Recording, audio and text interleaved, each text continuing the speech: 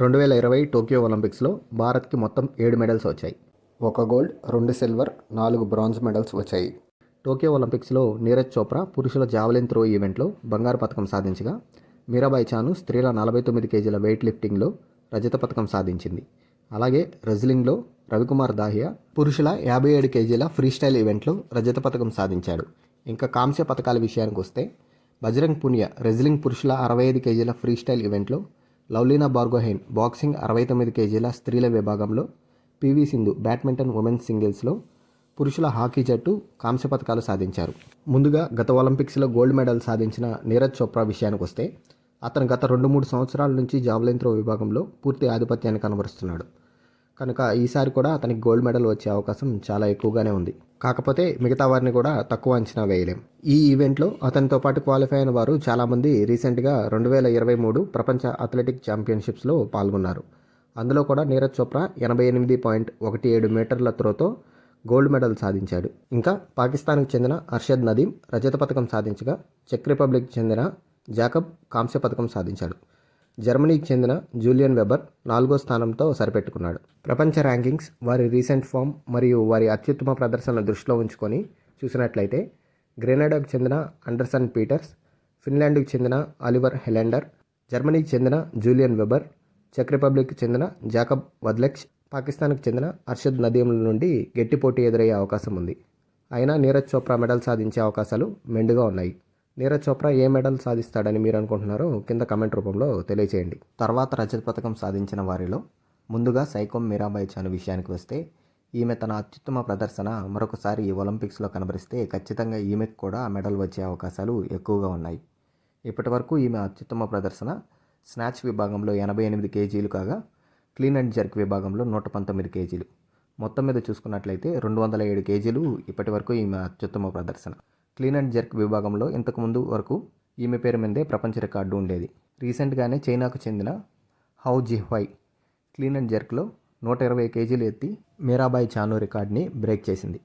ఇక్కడ ఇచ్చిన టేబుల్స్లో ఆమె విభాగంలో ఉన్న వారి రీసెంట్ ఫామ్ని మరియు వారు ఇప్పటి వరకు ఎత్తిన అత్యుత్తమ వెయిట్ను తెలియజేయడం జరిగింది. రీసెంట్గా ఈమెకి ఇంజురీ అవ్వడం వల్ల గత సంవత్సరం రోజుల నుంచి ఈమె పెద్దగా ఏ పోటీల్లో పాల్గొనలేదు. 2024లో జరిగిన IWF ప్రపంచ కప్లో ఈమె ప్రదర్శన చెప్పుకోదగ్గదిగా లేదు. ఇంజురీ నుంచి తిరిగి రావడం వల్ల ఎక్కువ వెయిట్ ఆ టోర్నీలో ఎత్తి ఉండకపోవచ్చు. ఆమె పూర్తిగా రికవరీ అయ్యి మరొకసారి భారత్కు మెడల్ అందిస్తుందని అందరం ఆశిద్దాం. మీ ప్రకారం మీరాబాయ్ చాను ఏ మెడల్ సాధిస్తుందని అనుకుంటున్నారో కింద కమెంట్స్ రూపంలో తెలియజేయండి. గత ఒలింపిక్స్లో రజత పథకం సాధించిన వారిలో రెండో వ్యక్తి రవికుమార్ దాహియా. కానీ ఆయన ఈ ఒలింపిక్స్కు అర్హత సాధించలేదు. ఎందుకంటే భారత్లోని ఒలింపిక్ క్రీడలకు పాల్గొనే వారి ఎంపిక నిబంధనల ప్రకారం భారత్ తరపున ప్రాతినిధ్యం వహించాలంటే ముందుగా వారి విభాగంలో ఉన్న మిగతా భారత రెజ్లర్లను ఓడించి ఆ కేటగిరీలో భారత్కు ప్రాతినిధ్యం వహించే అవకాశం పొందవలసి ఉంటుంది.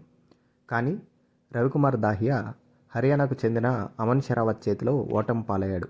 కనుక ఈసారి 57 కేజీల ఫ్రీస్టైల్ కేటగిరీకి భారత్ తరపున అమన్ షెరావత్ ఒలింపిక్ అర్హత పోటీల్లో పాల్గొని ఒలింపిక్స్కు అర్హత సాధించాడు. అమన్ షెరావత్ మరియు అతని కేటగిరీలోని మిగతా వారి పర్ఫార్మెన్స్ను ఇక్కడ టేబుల్ రూపంలో ఇవ్వడం జరిగింది.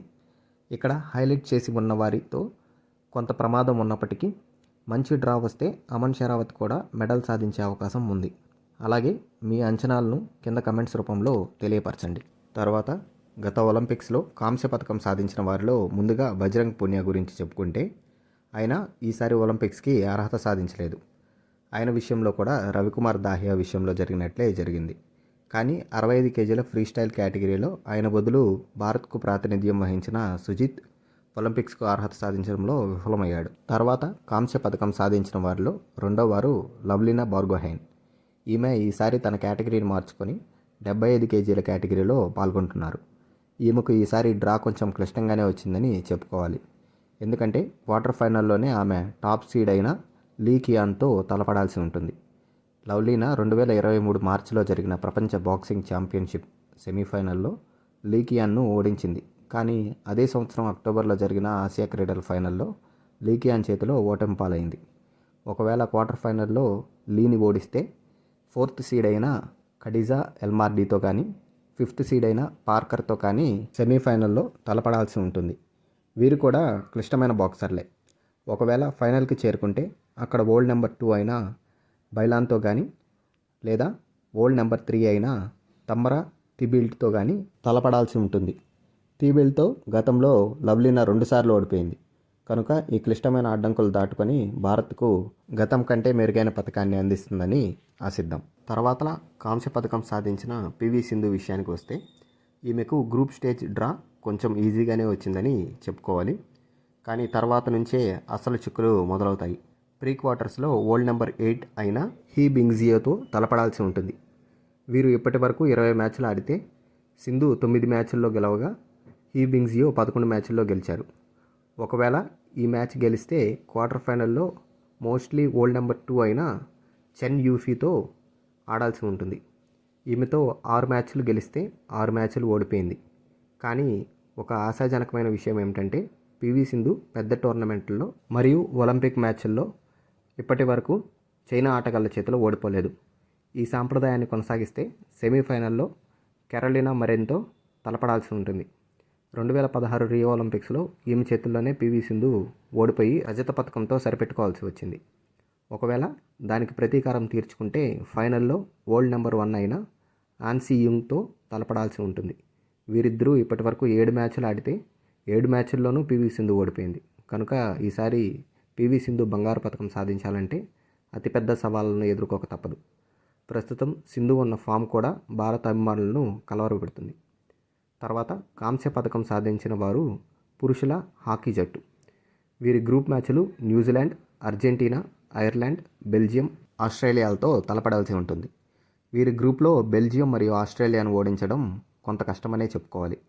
కానీ వీరిలో ఎవరో ఒకరిని ఓడించి 2వ ప్లేస్లో కానీ క్వార్టర్ ఫైనల్కు వెళ్తే ఈజీ అపోనెంట్స్ వచ్చే అవకాశం ఉంటుంది. ఒకవేళ 3వ ప్లేస్తో కానీ వెళ్తే జర్మనీ లేదా నెదర్లాండ్స్ వంటి పటిష్టమైన జట్లతో పోటీ పడవలసి ఉంటుంది. అలాగే 3వ ప్లేస్లో వెళ్ళినట్లయితే ఒకవేళ క్వార్టర్ ఫైనల్లో గెలిచినా సెమీఫైనల్లో ఆస్ట్రేలియాతో ఆడాల్సిన పరిస్థితి ఏర్పడే అవకాశం ఎక్కువగా ఉంది. ఆస్ట్రేలియాను ఓడించడం అంత ఈజీ కాదు. ఈ సంవత్సరం పురుషుల హాకీ జట్టు ఆస్ట్రేలియాతో ఆడిన 7 మ్యాచ్ల్లోనూ ఓడిపోయింది. కనుక గ్రూప్ స్టేజ్లోనే మంచి ప్రదర్శన కనపరిచి మెరుగైన పథకాన్ని మనకు అందిస్తుందని ఆశిద్దాం. ఇక్కడ చూసేదానికి ప్రస్తుతం భారత్ ప్రపంచ పట్టికలో 7వ స్థానంలో ఉన్న ఈ సంవత్సరం మొదటి వరకు 3వ స్థానంలోనే ఉండింది. వరుసగా 2-3 మ్యాచ్లు ఓడిపోవడంతో 7వ స్థానానికి పడిపోవాల్సి వచ్చింది.